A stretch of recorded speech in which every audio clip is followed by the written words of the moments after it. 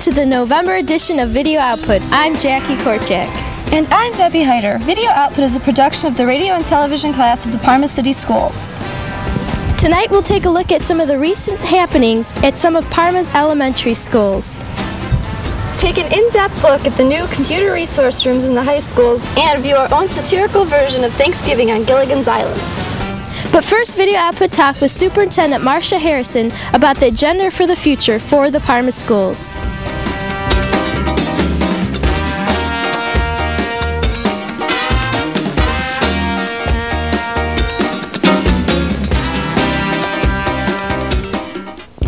Hello, I'm Jackie Korchak talking with Superintendent Marcia Harrison of the Parma City Schools.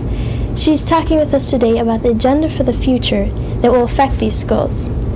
So, Ms. Harrison, can you explain the cluster concept and why it is important? The cluster concept originally started back in the 70s when they started to develop and build the schools in the southern part of the school district. And really it was designed to keep families together on a K-12 basis so that they would know where they were going to school in their neighborhood school and in their own area, and they would follow the same students and their family members K through 12. It also is used as a means of communicating and articulating the curriculum on a K-12 basis. What is happening now and in the future for each cluster? If the board adopts the agenda for the future, what will happen is it will ensure stability within our district so that we can keep our educational families together and yet have room for each school or many of the schools to grow and to absorb or assimilate additional growth patterns should that be necessary. It will also provide for us an opportunity to do some reorganization should that become necessary at a later point in time. So it'll provide stability, continuity, and provide flexibility. What is included in the agenda for safety? The safety issues that we want to address on an immediate basis is to try and accept the ownership and leadership as a school district for the development of our safety program. By that I mean that we want to employ our own person to be in charge of the safety program and security program. We want to make sure that we also are beginning to use safety equipment within the schools, such as TV cameras, surveillance cameras, monitors, and obviously the two-way radios that they use for communication between the building and the outside of the building or parameters on the grounds. We are also going to be asking that each building start a safety team, building level team, that will be comprised of both employees and students and parents so that we will have better communication and find out what the issues and concerns are of the students and the staff. How about finances in the future? Our finances in the future are going to be, I hope, stabilized with the passage of our renewal levy, which is a no new tax increase levy that's on the ballot on November 7th. That will ensure us the financial stability that we need to carry us forward for at least the next 3 to 5 years. Concerning students, what do you see on the agenda for the future? In terms of the students and the agenda for the future that we have presented, I only see positive things on behalf of our students. Hopefully it will open up the classrooms in the buildings so that we can truly become involved in the concept of the classroom of the future. Classroom of the future means we will be able to communicate between one classroom and another, one building to another, one site, meaning one of our buildings throughout the state or throughout the country.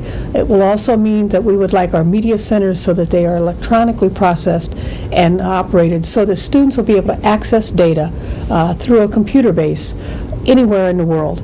We need to also make sure that our teachers are updated in skills and training so that we can begin to meet the individual needs of all students, so that regardless of what kind of students we have in our classes, it will mean that they will have the resources available to them to meet the needs of all students so that we can teach thinking skills, teamwork skills, decision making, all based on a sharing of knowledge.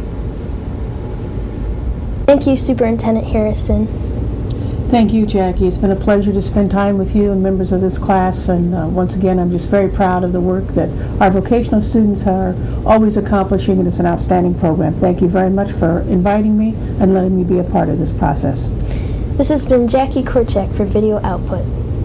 I'm Shannon Fagan. Now let's take a look at the elementary buildings improvements and developments of the Parma City School District. Elementary School Roundup.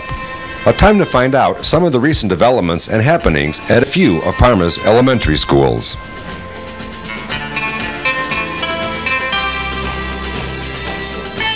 Hello, I'm Bill Aridi. I am here with Debbie O'Malley. She is on the PTA at Thorough Park Elementary. Thank you for taking the time to come down here to be with us today. You're welcome. Can you tell us about the new sign? Yes, Thorough Park PTA raised funds over the course of the year with their fundraising. We have several fundraisers. One is our candy bar sale, our craft fair, our haunted house pumpkin patch, Santa's secret shop, and an Easter candy sale. Without the support of the parents and staff in these fundraisers, we would have never been able to purchase this sign. Who were some of the people that were involved? Most of the PTA, we did have a committee of several people. Elaine Nakowitz, Lynn Cerna, Donna Hine, Judy Speck, and myself were on the committee. How long did this take? Well, the fundraising took a course of the year. We started to look at sign companies in May. We researched several, visiting one locally, and we purchased the sign in June from Stewart Sign Company in Florida. It took the whole summer to get the sign installed. We had obtained permits from the city of Parma. We had to pour a cement base and run electrical lines. Finally, in August, the sign was delivered. Did everything go as you planned it would? Not exactly. We had many surprises along the way, minor adjustments. We learned a lot. Also tonight from Thorough Park Elementary is Mrs. Borkwin, the kindergarten teacher at the school. She is here to talk about a recycling project. Hello. Hi. So, well, we do a can recycling project in my class, and the project, this is the third year for our recycling project. And what happens is the children bring in aluminum cans, and we take them to the recycling center, and they are sold by the pound. And for every X amount of poundage, we can earn money for field trips and class projects. When the project first started, we were trying to raise money to plant a tree in our schoolyard, and that was 3 years ago. And last year, with our funds, we covered the costs of 3 field trips, and hopefully this year we can cover the costs of our field trips also. What kind of field trips do you plan on taking? Well, we're going to the farm in 2 weeks to go with our farm unit, and we hope to go to the fire station, the Natural History Museum, and the Cleveland Metro Park Zoo. How's the project doing? Well, our project is going real well so far this year. We have already earned enough money to cover the costs of our first trip to the farm, and hopefully that will continue through the year. There's a lot of parent help involved as the parents bring their vans and pickup trucks to take the cans to the recycling center also.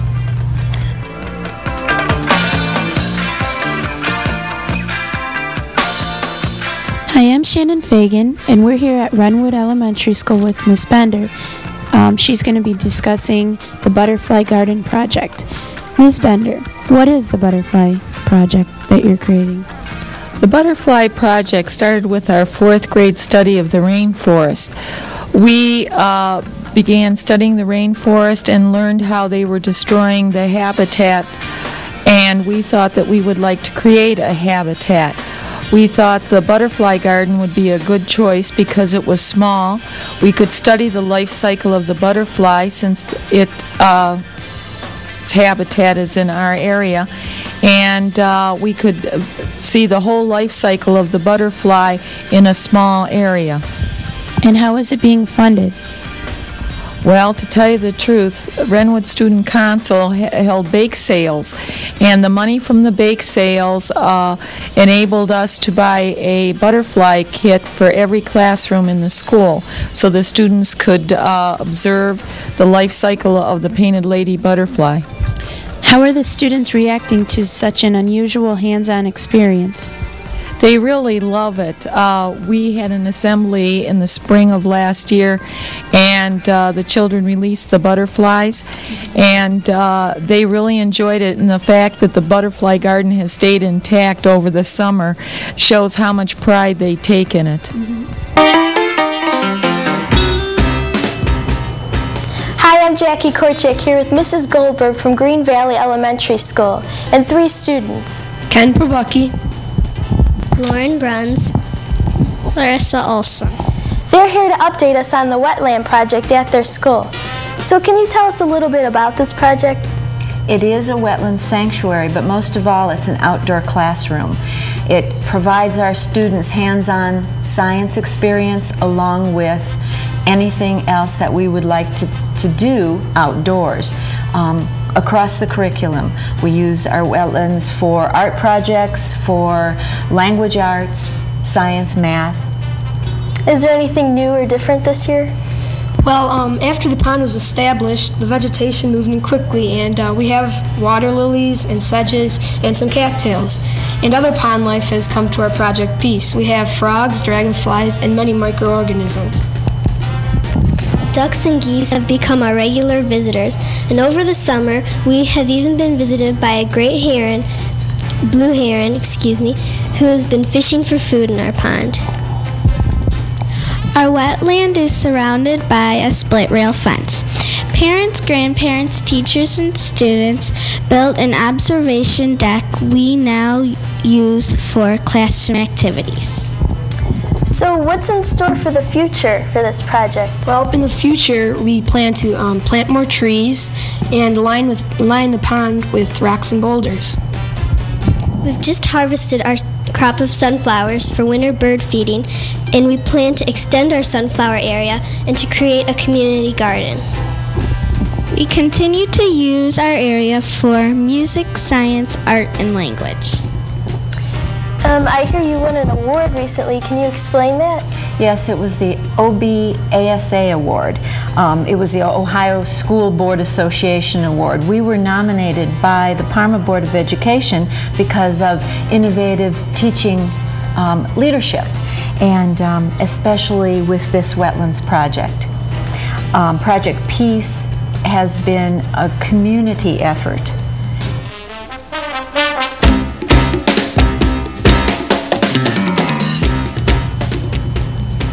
I'm Jason Abelo, and with me tonight is Linda Buwala from John Muir Elementary School.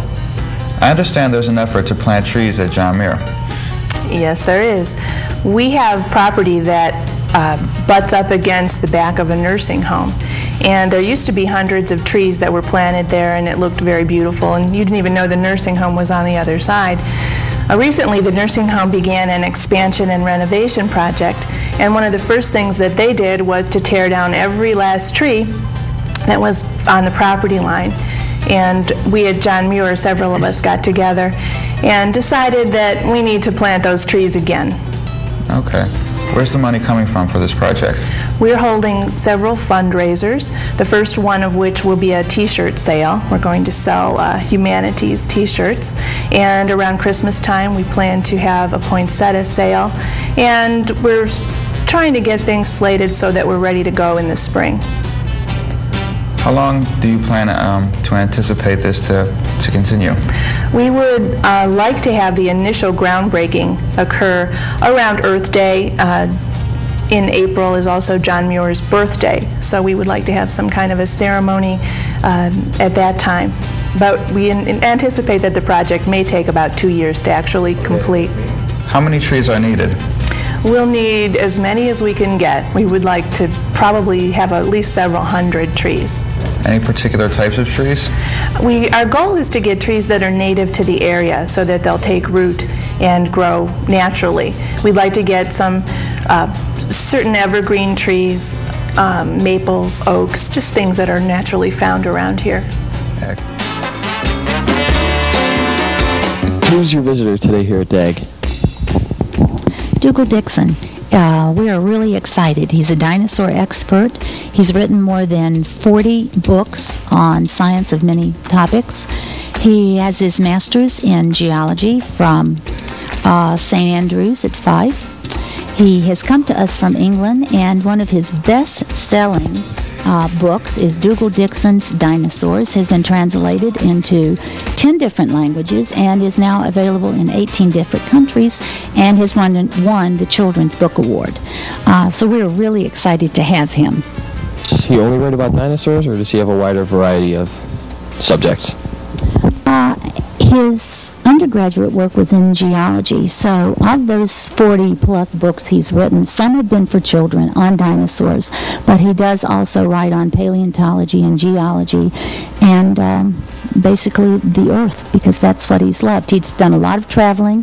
He also has quite a bit of interest in film, and so he has combined his interest in film with his interest in writing, and so you come up with some really lovely books that are excellently illustrated and adapted very well for kids.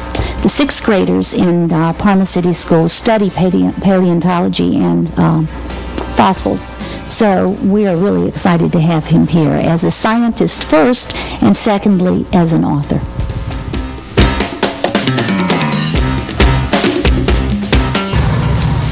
Hi, I'm Dale Barkowitz, and with me tonight is Mrs. Geyer from John Glenn Elementary. Can you tell us about the Pennies for Playground program? Yes, a while back we decided that a playground would be ideal at John Glenn, and so we asked all the children to work at home and save their pennies and collect as much as they could and bring them into school, and we would try and fund a playground with all their pennies. Does the PTA participate in this project at all? Yes, we did. We matched the funds that we collected from the pennies that the students brought in order to purchase the equipment that we picked out. Was anybody else besides the PTA involved in this program? Yes, parents of many children donated their time to construct the swing set, as well as a construction company. There were many donations made, as well as monetary and the gift of time as well. How do you feel the children benefit from this program? They learn how to save their money. They realize that if they save, they would have their goal was the playground. Now, as I see them enjoying it, I realize, and I think they realize too, what a worthwhile project that it was. And adults as well as big kids, as well as the little children, have enjoyed our playground as well. I hear you recently installed new swings. How did that come about? Yes, we did. The first part of the playground was slides and climbing like a jungle gym, but we all felt that swings were an important part of a playground too. We didn't have enough funds when we erected the first set, and so we did a little bit more fundraising and were able to install the playgrounds over this past summer, install the swing set over the summer.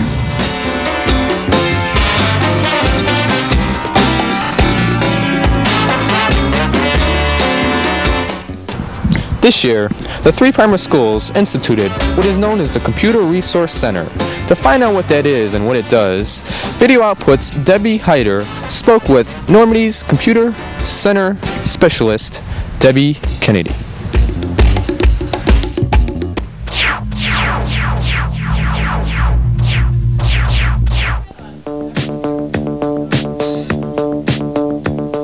This year, a computer resource room has been utilized in all three of the Parma City high schools. Students can use these labs to work on classroom assignments, receive tutorial instruction, and enhance their computer proficiency.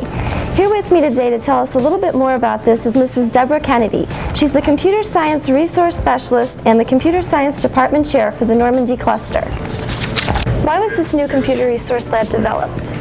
Well, the mission of the Computer Science Department was to give our students the opportunity to practice what they've learned.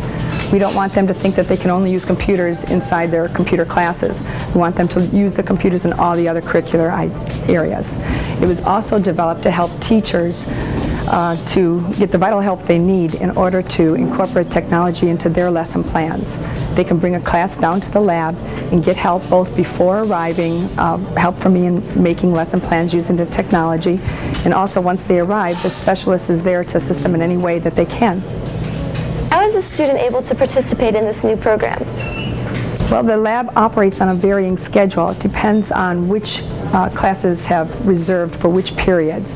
I post a weekly schedule outside my room on a bulletin board, and the students should check that every morning.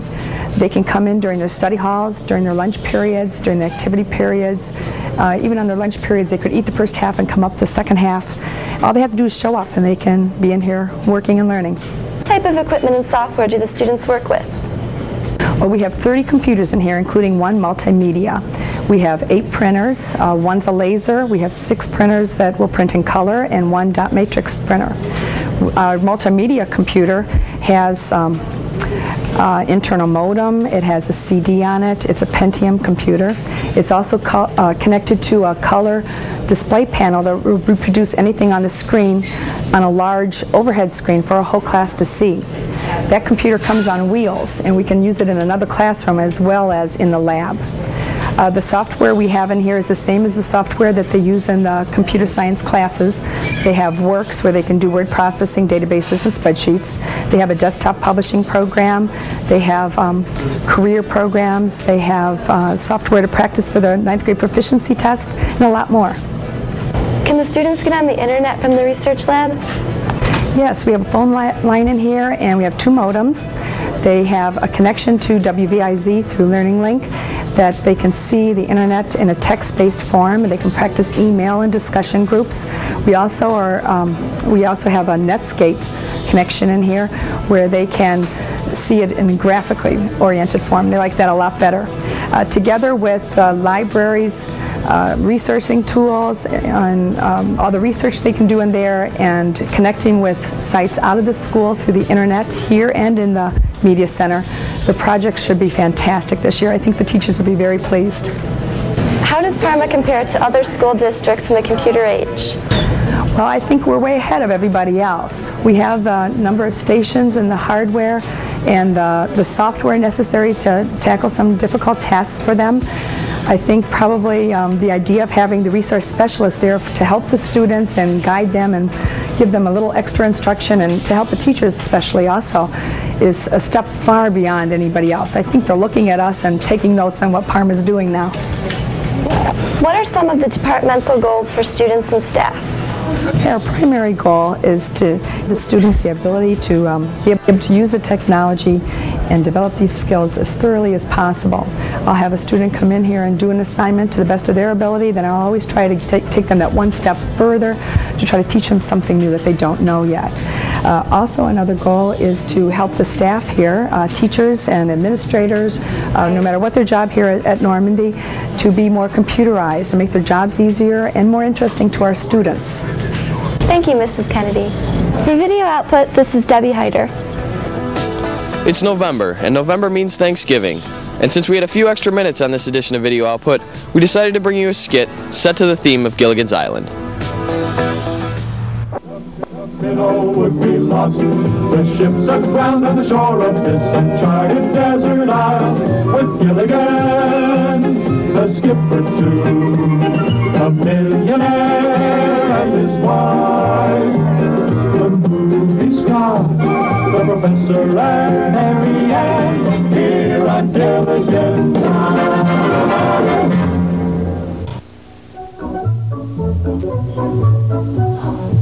So, what are we gonna do for Thanksgiving? Skipper! I found one! Found what? A turkey in the woods! Gilligan! Professor, tell him. Gilligan, there's no turkeys on this island. Besides, it's the wrong climate, and this habitat does not sufficiently meet the requirements for survival. Then what was that thing in the woods going gobble, gobble, gobble, gobble, gobble? Maybe it's stuck here just like we are. Oh, Ginger, how can a turkey get shipwrecked?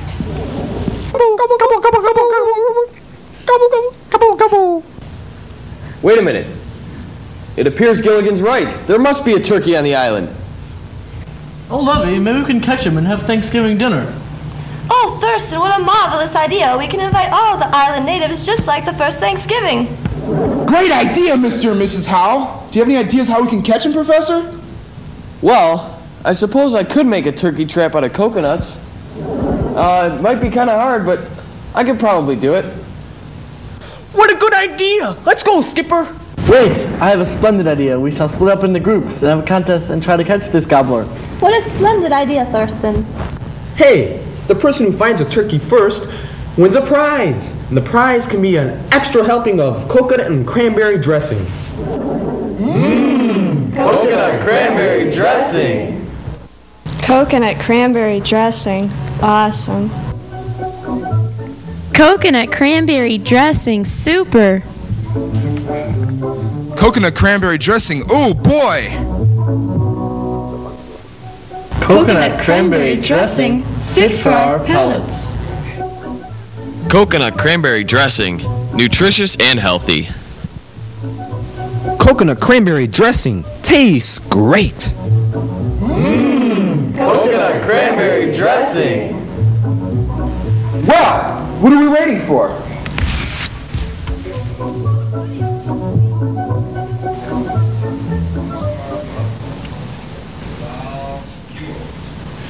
I know how we can win the turkey contest.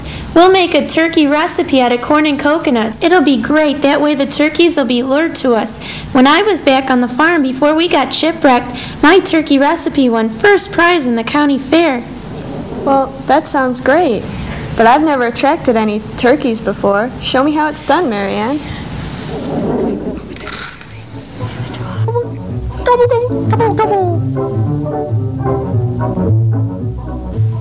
Lovey, we just have to win this contest. Oh, Thurston, I know. We can dress up like turkeys, and that will attract the real turkey. Capital idea.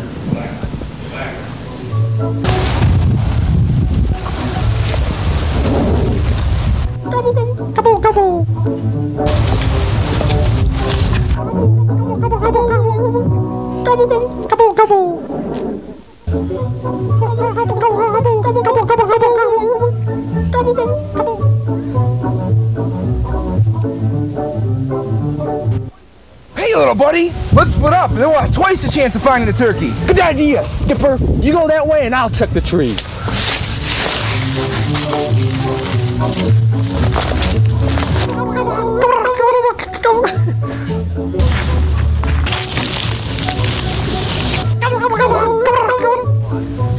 There's the turkey. Gilligan, I'm no turkey.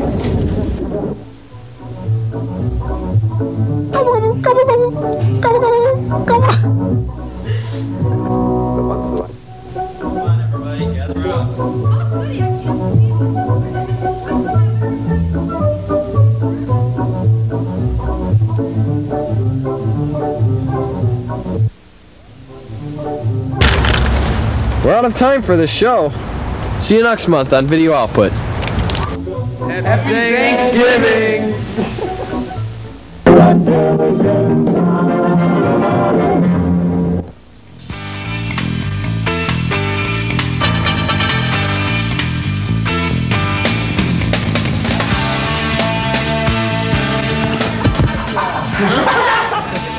Turkeys on this island. Besides, it's that.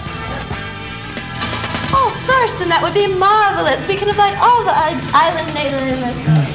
Well, this is where I have to build my turkey trap out of coconuts. The winner wins a brand new vacation in Hawaii. Coconut cranberry dressing. Coconut cranberry dressing. Super.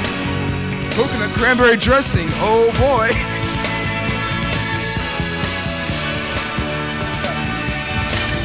Hey guys, come back a little bit.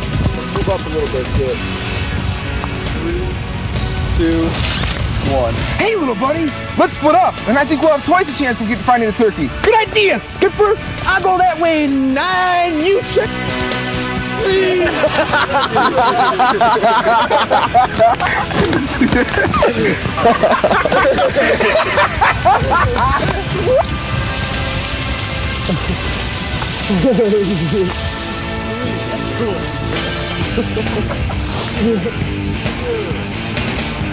Oh. Gilligan, I'm no turkey.